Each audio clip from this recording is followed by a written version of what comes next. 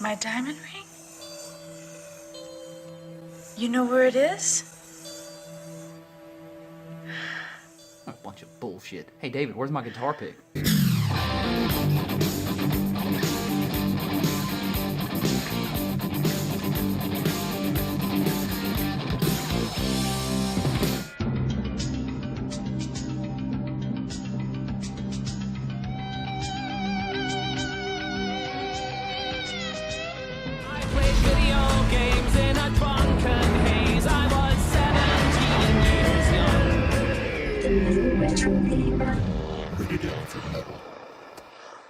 Witchboard was a 1986 American supernatural horror film about a Ouija board and its progressive entrapment of a woman named Linda after she begins to get too close to the forces it allows through.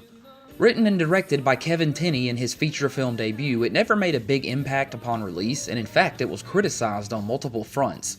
Over the years, like many other films, it had garnered a cult following, and having never seen it myself, I decided to give it a watch last night. I was pleasantly surprised with it. While hardly a masterpiece, I couldn't quite find the right words to express how I felt about it. When researching more about the movie, I found a quote from Michael Wilmington of the Los Angeles Times, who wrote, "Witchboard is smarter and better acted than much of its bloody competition, but it isn't crazy or original enough to stand too far above them." That's about as point on as I can summarize how I feel about it. Unlike a lot of horror movies at the time, Witchboard seeks to build more of a personal connection with the viewer through its characters. Instead of wasting our time with a throwaway cast, the movie spends a fair amount of time setting up and even resolving the tension between two of the main characters, Brandon and Jim, and their history with our third main character, Linda, who is most of the film's chosen victim. The plot is fairly simple. While using a Ouija board at a party, the spirit of a young boy named David manifests. Brandon, who owns the board, claims to have spoken many times over with David and all is safe, but gradually the spirit becomes angered at the tension in the room between Brandon and Jim, who trade insults back and forth constantly. Careful, Jim, you're upsetting David. What's he gonna do, haunt me? And Jim even goes so far as to mock the spirit himself. Source of all the tension, you ask? What else but their history with a woman, Linda? I didn't steal her from you, you know that. Just that every time I see the two of you together, I go crazy.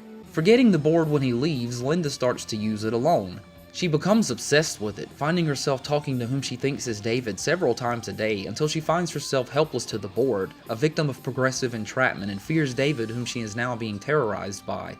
At first, Jim doesn't take Brandon's worries about it very seriously, instead thinking them a ruse or an attempt to push him and Linda apart. In time, though, he begins to see for himself the signs that something is certainly beyond normal, and agrees to Brandon bringing over a medium to purge the spirit from her house. Thanks for coming. No problem. I hated this woman at her first introduction, but by the end of her role, I really loved her. Bitchin'.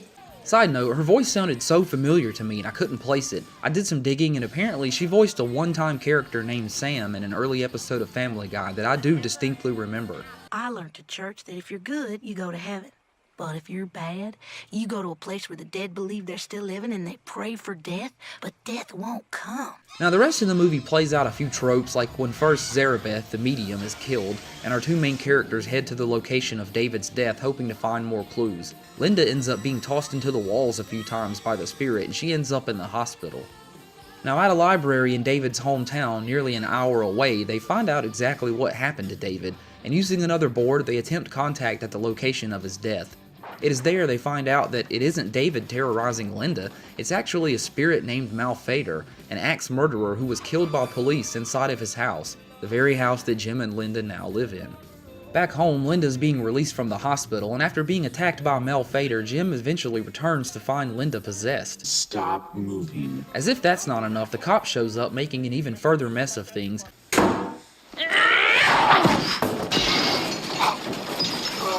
And we close with an ending that leaves me not knowing if I wanted more, less, if it was funny or cheesy or both. The spirit tries to trick Jim into taking his own life, claiming it's the only thing that will save Linda, but instead at the last minute he turns the gun to the board, fires some shots at it, and...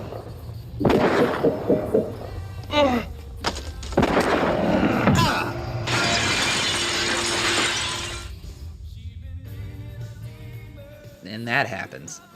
The board is later found by the landlady and her daughter, who are left pondering if the old thing actually works, and we get our answer. Oh yes, we get our answer.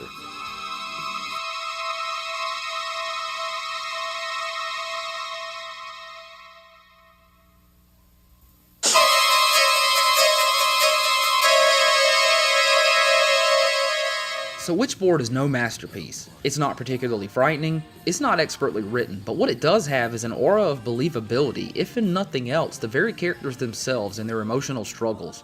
Too many films write off the importance of developing backstory for our characters, and slowly divulging that to us in an interesting manner is a long-lost art.